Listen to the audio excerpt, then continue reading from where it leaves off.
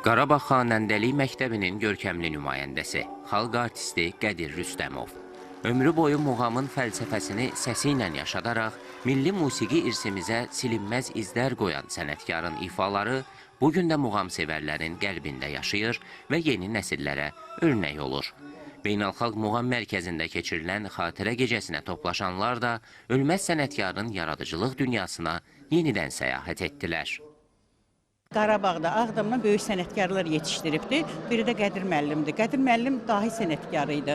Yəni Qədir müəllimin zaman-zaman hamı bilir necə oxuduğun, hamının yadında necə qaldığın, qədim xalq mahnıları yaddan çıxmış.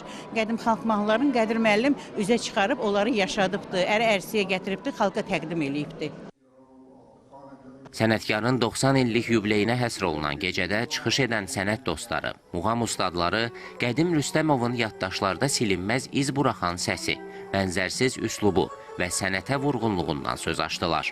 Qarabağ şikəstəsi, Cahargah, Bayatı Şiraz kimi muğamlara özünə məxsus ifa tərzi ilə yeni nəfəs verdiyini diqqətə çatdırdılar.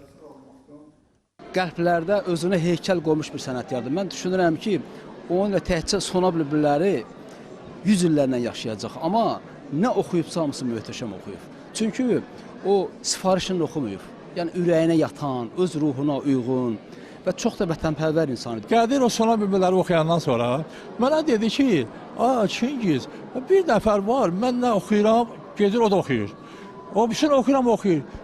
Deyir, indi hünəri var, geçsin bunu oxusun, sona bülbülləri. Həqiqətən sona bülbülləri elə ifa elədi ki, onu əl çatmaz bir zərbədə. Mən sizə deyim ki, əgər Qədir Rüstəmov, düz ifaları çoxdur, Şəfiq Axundovanın nə üçün gəlməz, olmaz mahnısı, mahnılar çox, amma bu sona bülbülləri elə oxuyub ki, əgər heç bir şey oxumasaydı, tarixdə qalacaqdı.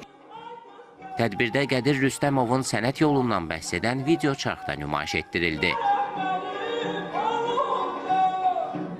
Beynəlxalq Muğam Mərkəzinin solistləri tərəfindən hazırlanan zəngin repertuarda Qədir Rüstəmovun ifaları bir daha səsləndirilərək yeni nəfəs qazandı. Xanım Paşazadə, Zaur Dadaşov, Seymur Novruzov, Elvin Cəfərov, Mədəniyyət xəbərləri.